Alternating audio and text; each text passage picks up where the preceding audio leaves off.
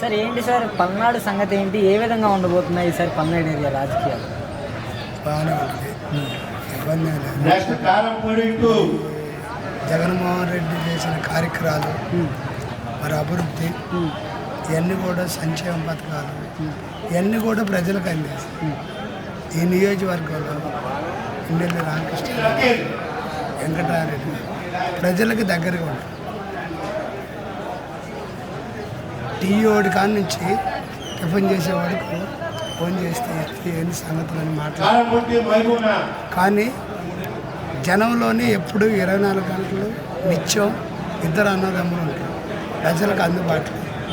ఇక్కడ నుండి సమస్యలు ఎందుకు తెలుసుకుంటారు, మాట్లాడతారు, దాన్ని ఏదైనా ఉన్నా కానీ సాల్వ్ చేస్తారు. మరి పిన్నెల్లి రామకృష్ణారెడ్డి గారి పైన ఈసారి జోలకంటి బ్రహ్మారెడ్డి గారు గట్టి పోటీ ఇవ్వబోతున్నారని అయితే చెప్తున్నారు. జోలకంటి బ్రహ్మారెడ్డి గారు గతంలో గుంటూరులో ఉండేవారు. ఇక్కడేదో చంద్రబాబు నాయుడు ఇక్కడికి పంపించి ఇన్ఛార్జిగా ఇక్కడ ఏదో అలర్జల్లు చేసి అభివృద్ధిని తప్పుదారి పట్టి ఇక్కడ పంపించేవాడు. కానీ ఇక్కడ చేసిన అభివృద్ధి ఆయన ఏమి లేదు, ఇక్కడ చేసిన సంక్షేమ పథకాలు కూడా ఏమి లేవు. ఇక్కడ ఎలా గెలుస్తాడు? ఏంటి మరి జగన్మోహన్ రెడ్డి అధికారంలోకి వచ్చిన సుమారుగా ఈ 5 ఏళ్ల కాలంలో ఆయన చేసిన డెవలప్మెంటే లేదు. ఆయన వచ్చిన తర్వాత రాష్ట్రం వెనకబడిపోతుంది, అప్పుల పాలైపోతుంది అనేసి అయితే ఈ టీడీపీ వాళ్ళంతా చెప్పడం జరుగుతుంది కదా.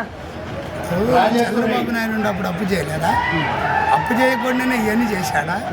ఇప్పుడు జగన్మోహన్ రెడ్డి చేసిన పనులు కళ్ళతో అగపడుతున్నాయి.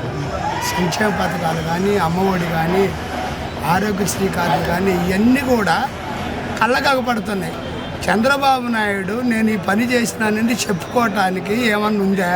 జగన్మోహన్ రెడ్డి ఒక చేతితో ఇస్తూ మరొక చేతితో దోచుకుంటున్నాడు. 10 రూపాయలు ఇచ్చి 100 రూపాయల దాకా దోచుకుంటున్నాడు.